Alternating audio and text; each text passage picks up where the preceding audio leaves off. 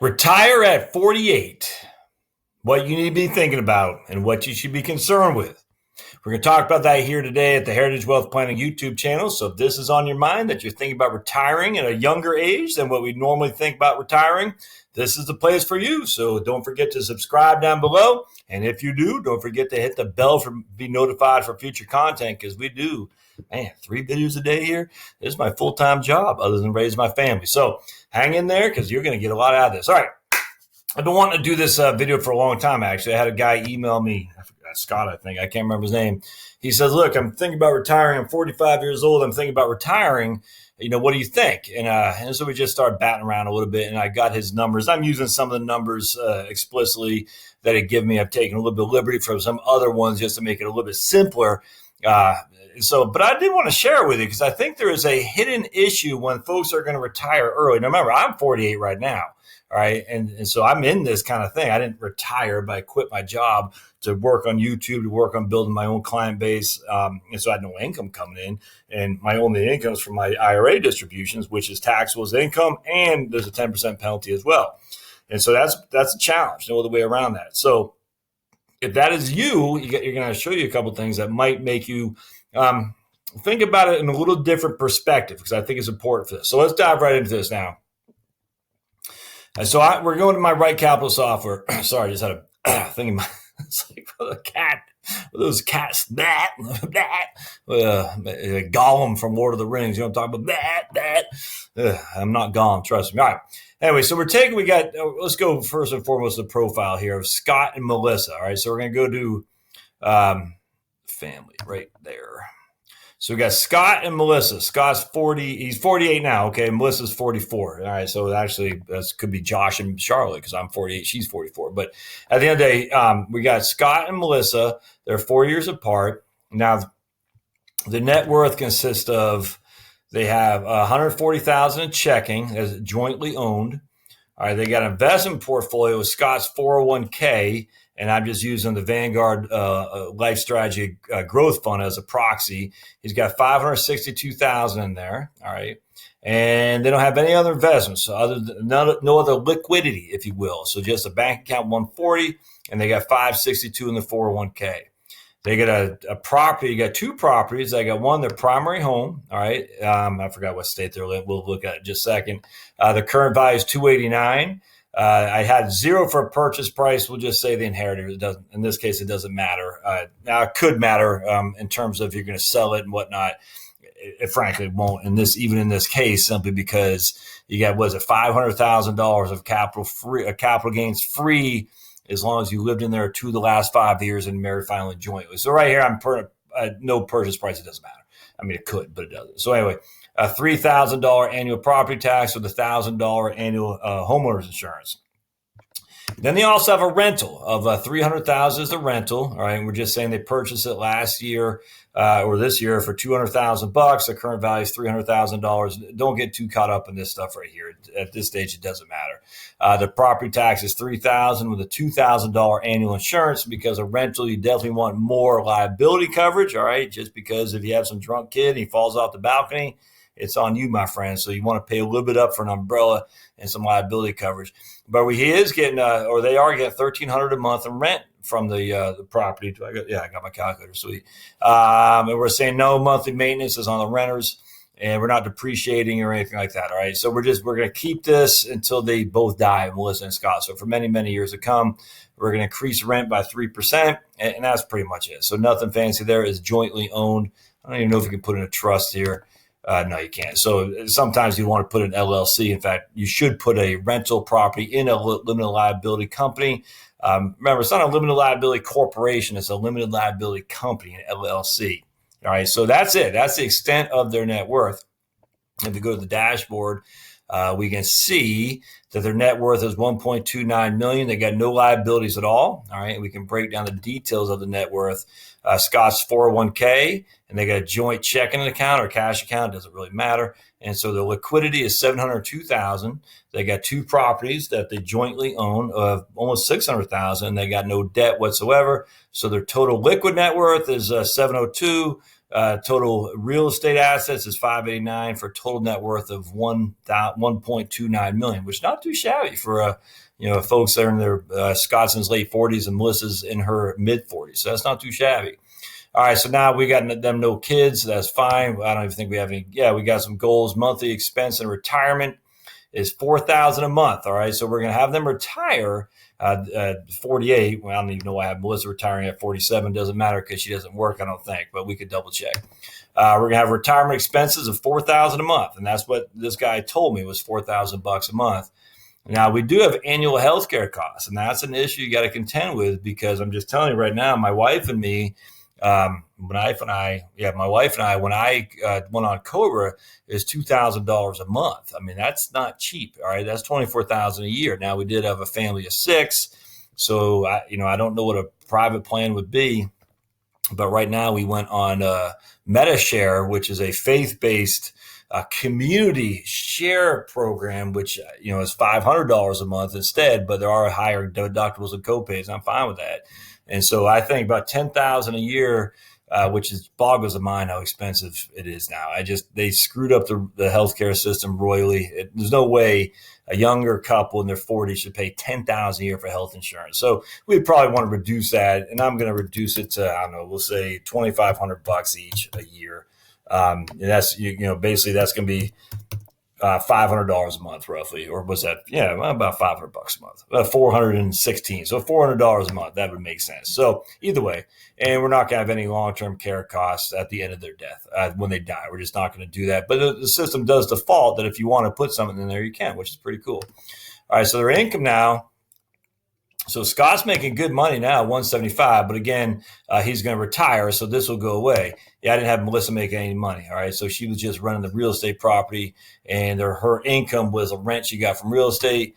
They got Social Security. We have Scott's Social Security at $2,000 a month at his full retirement age, because remember, even though he's making big bucks at 175, it's going to stop. He's not contributing any more into the system. So he's not going to have a huge Social Security relative if he kept contributing to the system. So that'd be one thing to think about before you quit as a 48-year-old man. Melissa, she's just going to get half of Scott's. All right. So Melissa will get her spousal benefit, which is half of his. And that's it. That's their income.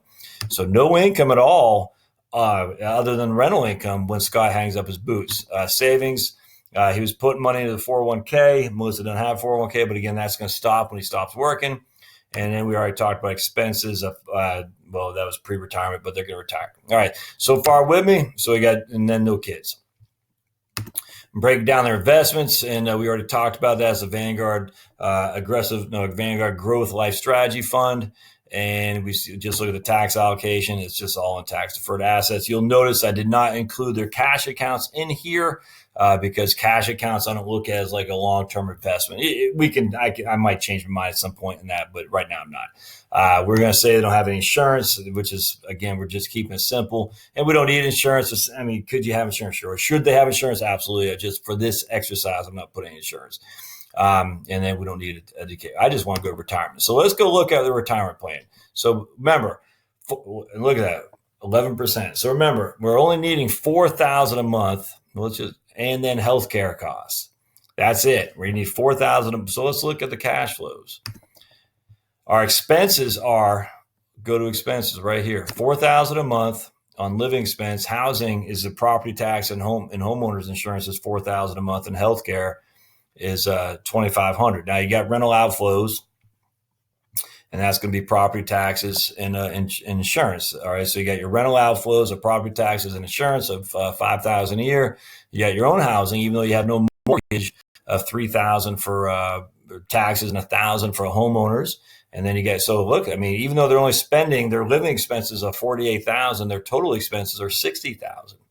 All right, so I mean, again, that's a big deal. Now, I'm working on a client right now, and they were trying to get $3,000 a month of income. And I said, no, that's great, but we got to make sure we're not double dipping in terms of $3,000 a month of income. Does that include your Medicare premiums?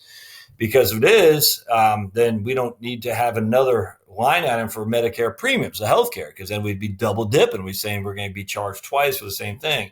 If it doesn't include your Medicare premiums, then we do need to put that in there. And that's a big deal because the health insurance is such a big expense nowadays. And same thing with and I'm working on another guy, housing and mortgage. I said, so his mortgage is $1,331 a month. And does that include insurance and property taxes? Yes. Okay. So we got to subtract that out from your mortgage so we're not double billing you essentially on that. Now, I mean, so it's very critical that you have as much line items as you can. So living expenses should be everything in terms of your cable bill, your vacation. I mean, whatever you want it to be, that's what it should be. Your housing should be a separate line item and your healthcare should be a separate line item too. So you can actually, you can look at it and say, okay, because what happens in this case, if you say, your housing is $1,331 a month, and then you have that, but you don't have it as a line item here, and you say that's going to go on for the rest of your life, but that includes an $800 a month mortgage, which will be gone in 20 years. Well, that's not going to be accounted for in living expenses, that the mortgage went away. Now, if you have it as a line item like this, and it's housing, and you have $4,000 in property tax and insurance, plus another, $8,000 in mortgage. You scroll down a little bit, you'll see that the mortgage goes away, and that's what you want. But if you just put it as all encompassing in living expenses, you'll be still basically accounting for that mortgage, even though it's gone, even though it's been paid for. So I know it's probably kind of confusing, but you got to keep that in mind. All right, so I want to show you what happens here. So let's go back to the analysis. All right, so we only got 11% success rate. And that means, what did I say these guys are going to live to? Let's see. I can't remember how long they're going to live. Let's go to family. 90 years old. Okay, so they're both going to live to their 90 years old. All right, so now we go back to retirement. And what we'll see here is that they only have an 11% success rate. All right, so I mean, that's just all there is to it. So this is a plan that has a lot to be concerned with. Now, remember, they got 700,000 liquid assets, and they're only taking $4,000 a month off that. On top of that, they got rental income. So let's just go back to cash flows again. So the rental income is, we go to other inflows. All right, so we got rental income. Maybe it's income flows here. And Scott's also going to get a pension at $8,400 a month as well when he hits the age of 58, I guess the way it was. I'm not sure why I got 58, but I'm just going off what he told me. So $84 a month. Where's the rental income here? The rental income right there. So they got $1,560. Well, I guess we just go here. Watch. So their total income right here, $1,560. a month, and then okay, right. So that's a rental income right there. So they got $15,600 a month, and they got $59,000 expenses. So we take $59,500 minus $15,600, which gives us $44,000 what they need. $44,000 a year in income. And you're like, well, $44,000 divided up by $700,000 of savings that they have. That's 6.2% a year. That shouldn't be that big of a deal. But you're missing the big boat. Taxes, my friends. Look at these tax payments. The taxes are on top of the $44,000 they need.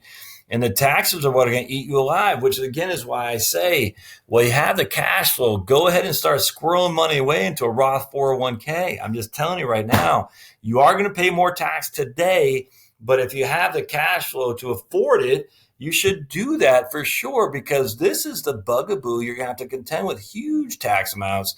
And so now we're taking distributions. We're taking net flows of $67,000 when you factor in the difference between their total inflows and their expenses, and you got to add the taxes onto that. So their total outflows are $85,000 when you factor taxes and expenses, and that's going to come from someplace, and it's going to come from their portfolio. So let's watch this. Their portfolios start, look at that, net cash flows. And I got this growing at basically 7% a year. All right, so that's not chump change. And yet, look at this. Beginning balance, they're taking 45, 50, 67 until they hit here at 72 years old, and it's gone. It's gone. There's no more money left in the pot, nothing. They are out of money.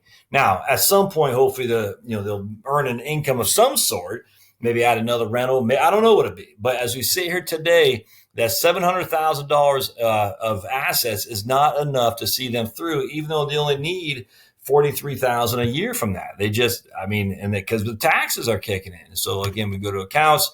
They takes from the taxable account, taxable, and then exhaust the taxable account, and then it starts going from the 401k. And that's why there's no taxes here, by the way, in these first 3 years, because the money they need comes from the taxable account, which is a cash account, and there's no taxes due.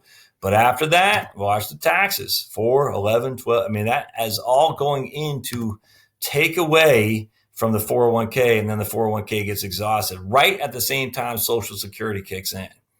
So that's not good. I mean, it's just, there's no other way around that. And so we're sitting here, what if we change Social Security? And we'll run a couple scenarios, but I am curious. What if we change Social Security? Will that change anything? So let's go back here to income. So we know this isn't going to work. The way we're set up now is not going to work, where they take it at Social Security. Oh, we did take it at 67. So let's take it at 70. Let's see if that changed. I don't think that's going to change anything, but let's see.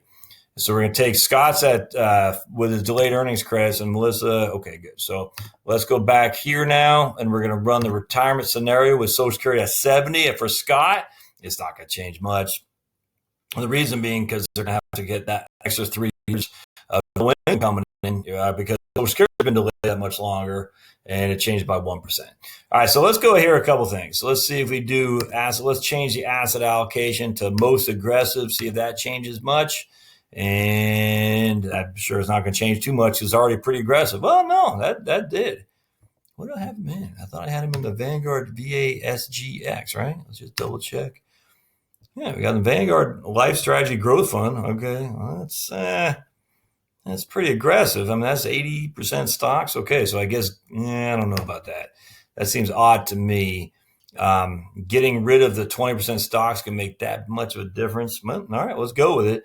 Let's change current strategy to optimal strategy and most aggressive. Let's click here. I don't think that'll change that much, simply because I thought we just did that by making it 70. But yeah, it didn't change anything. I don't have any debt, don't have any student loans. Let's tell you what, let's do this. Let's say we only need $3,500 a month in retirement living expenses. A lot of times it's just $500 on either side can really change things. So look at that. So just at $500 a month of expenses can wait. Let's go back here to current allocation. I'm just going to share you something here. So that $500 a month of expenses and taking Social Security, that's crazy how much the allocation. All right, so let's do this. I'm going to try something else. I'm going to change this around. Bear with me just a second, my friends, mi amigos. We're going to change this to, we're going to delete that. 562 is what we got. And we're going to go to add holding. We're going to do VFINX. Yeah. Oh, I know. Let's do that. VFINX, just for simplicity. 569 divided by 269.08. And that's 2,105 shares. 21.5. All right. So now we got 569. There we go. All right. Let's just put something straight stocks and see what happens. So we're going to go back to retirement. Let's see what we got here. Man, it's moving like pond water, like we used to say. Moving like pond water. That means it's not moving very fast, just in case you're wondering what that means if you ever hear that. So now we're going to stocks, current allocation. All right, well, that changed it quite a bit. So for some reason it has the Vanguard Life Strategy Growth Fund a lot more bond-oriented. So I need to remember that next time I use it for a proxy, because it doesn't have that much in bonds, only like 10 to 15%, maybe 20%. Yeah, I think it's 20. I think it's 80-20. That's right, 80-20. All right, so 100% stocks changes it quite a bit. Now, we do only have it at 3,500, so let's go back to 4,000, like he told me. So he said 4,000 a month, and it's going to go down. Obviously, it went from 47 to 21. All right, so that's a big deal. And we're going to keep the current allocation, 100% stocks. And I'm just curious, what if we go to 3,000? I bet that looks pretty good. So let's go to 3,000, see what we got here. And that changes pretty good. All right. So I'm fine with 77%. I have no problem. As long as it's over 70, 75, I'm pretty good with. And the reason for that is, let's go to confidence. You see here, the median is right there. The median is 50% above, 50% below, and the median is 1.731 million. And that's for these guys both living until they're 90 and not bringing any other income whatsoever. None whatsoever. All right. I mean, we're bordering silliness at that stage simply because they're going to make some money someplace, or else they're going to go. A good chance they're going to go bankrupt. Now, again, if we go to $4,000 a month, again, it starts showing you not quite as good. The median probably way down 200,000. Oh yeah, look at that. So see, that's the dish, man. Look at that. The median is $80,000. That $1,000 a month difference. So let's go to 3,500. I'm just telling you, man. So we're running thousands of scenarios here, and the median here is same thing. The median is zero, 22,000 essentially when they run out of money. So that's not going to work either. All right, now right here between 25 and 75%, they run out of money, or they have $2 million in there. I just don't like the median. That means 50% of the time, more than 50% of the time, there's no money left. And I'm not a big fan of that. Now, a couple of things. I am using a lower rate of return simply because I'm inflating at 3% with a 7.5% nominal return. So that's 4.5%, not just now, but forever. All right. And that, I think, 10 years, that makes sense. 20 years, not so much. But I'm not going to make it higher because I think the next 10 years, until we have a decline in the market where the price to earnings ratios get back to a little bit normal, they're higher. I don't see how anyone could advocate that we're going to get a 10% nominal rate of return. I just don't see it. Jeremy Siegel, who's more optimistic than Robert Shiller, Bogle, none of these guys, and Siegel's most optimistic, would say you should expect a 10% nominal rate of return. So I'm not putting it on there. And if anyone does, I'd say, how are you getting that? How are you getting those numbers? And if they say it's because historically, say, what is historical based on? And if they don't know, then you need to run for the hills. All right, so let's go back to 4,000. So already I showed you, if we go from 4,000 to 3,000, we can make headway. 100% stocks at 3,000 a month, we're good to go. There's no getting around that. I actually meant to say 3,000. All right, so I want to say 3,000. So we got 100% stocks at 3,000 a month, and we have a pretty good probability here. Comparison. We can run a bunch of different scenarios, which I'm not really going to do unless you're the taxes. What's going on here? There we go. Proposed plan reflects 567,000 more total taxes than current plan. Just because we got more allocation, you're just paying more taxes. No other way around that. And we got a higher allocation. The proposed plan that's weird. It's got that much more. The reason why is because money lasts longer. That's why the money lasts longer. So you got more taxes. No getting around that. Income won't be very stable. Not until, because we want the purple is Social Security and the pension is the light blue. So 70% of the income is stable, but only way in here. And by then you're in a world of hurt. So at $4,000 a month, that's at $3,000 a month, excuse me. So that works fine. So at $3,000 a month, because the money does last, your stable income is what we're looking for. We want lots of stability in our income. And when we have a $3,000 monthly expense, we get that because, look, we have a higher probability of success, 77%. But if we go down to $4,000 a month, it goes to, was it 22% or something like that?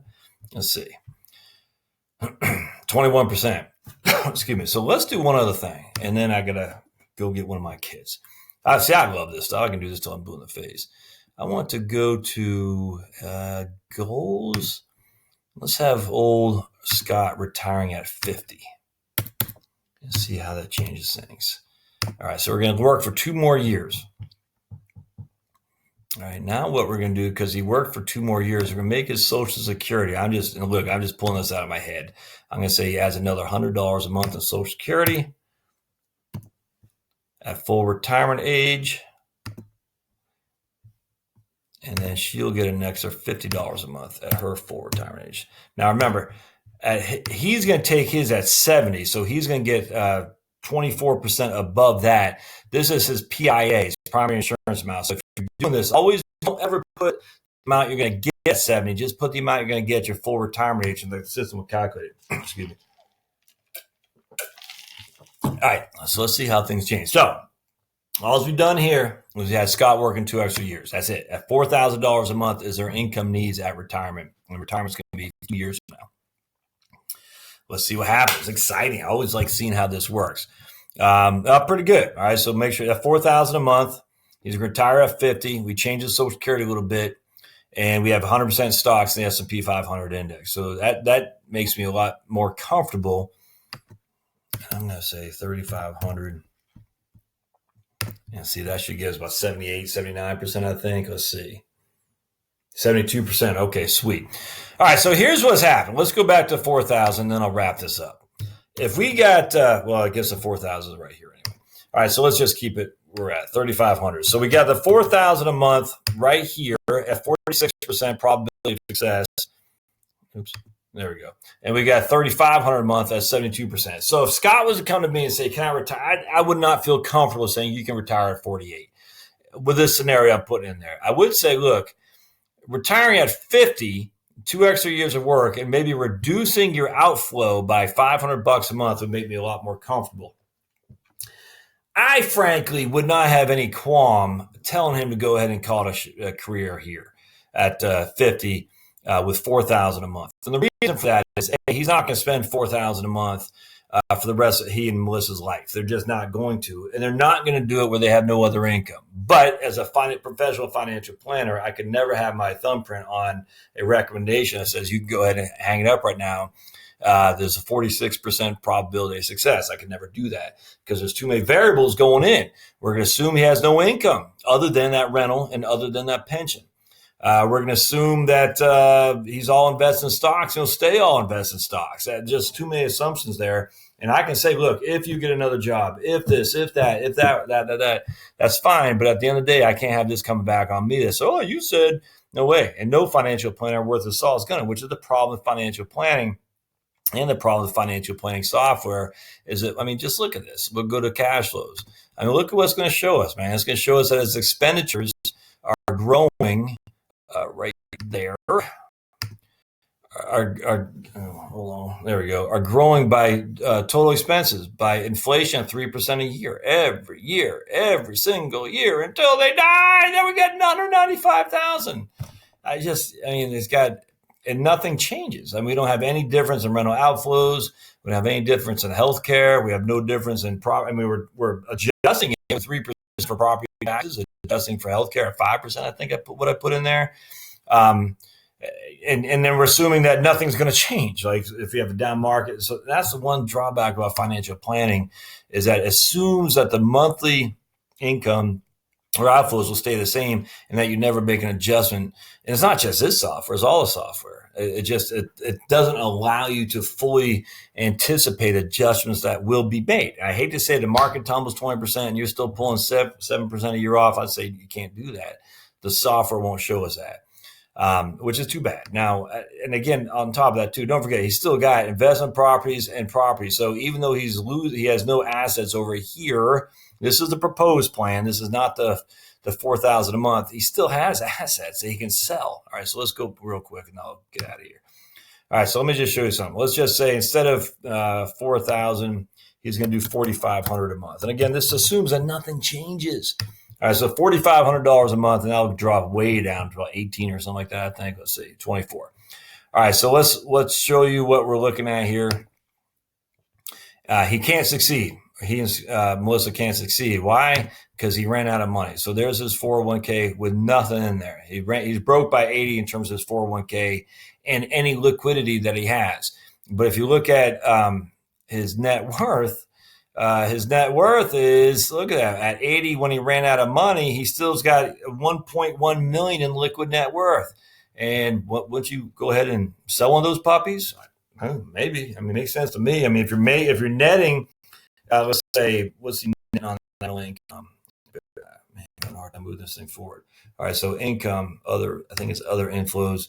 Rental income. So he's 80 years old. He's netting 39,000. Is that net or is that's not net? That's income, 39,000 at 80, and he's losing right there. Rental outflows at 80. He's netting 39. He's grossing 39,000, losing 9,200. So he's making $30,000 a year off that property, which is worth, what did I say, $553,000 at $533,000. Oops, $30,000 a year off 533, and that's a 5.6 capitalization rate. That's not bad. That's not bad at all. But don't forget, the risk that might not be. I don't know. That might be something that's reasonable, frankly. 5.6. He's getting 5.6 when all said and done off that property. If you would have ran out of money, though, I'd say sell that thing so you can get some liquidity, because right now you're not getting liquidity because your accounts are exhausted. Anyway, hope this helps, man. I love this stuff. So, Scott, if you're out there watching, this is for you. Maybe stay working for a couple extra years, maybe. But if you're going to call it quits, you got $4,000 a year. It's going to be dicey according to the financial planning software. No getting around that. And so what you want to consider is A, reduce your expenditures, or B, stay working for a couple of years, or C, have some other monthly flows coming in somehow, either working part-time, digging ditches, going to YouTube and showing people what you're doing. I don't know. But every $500 a month that you can either decrease your expenditures or increase your income is really going to be a huge difference for you. I mean, literally $500 a month. Look at that. There's a difference between 46% at $4,000 a month, or 24% at $3,500 a month, and $4,000 a month is our base. So if we go to $3,500, it's 72. So $500 a month on either side could really make or break it for sure. So as always, my friends, if you like what you see here at Heritage Wealth Planning, don't forget to subscribe down below. Once you subscribe, hit the bell to be notified for future content, because we do this stuff all the time and you want to keep informed. Comments always welcome. Thumbs up always welcome. And we'll see you next time. Thanks now.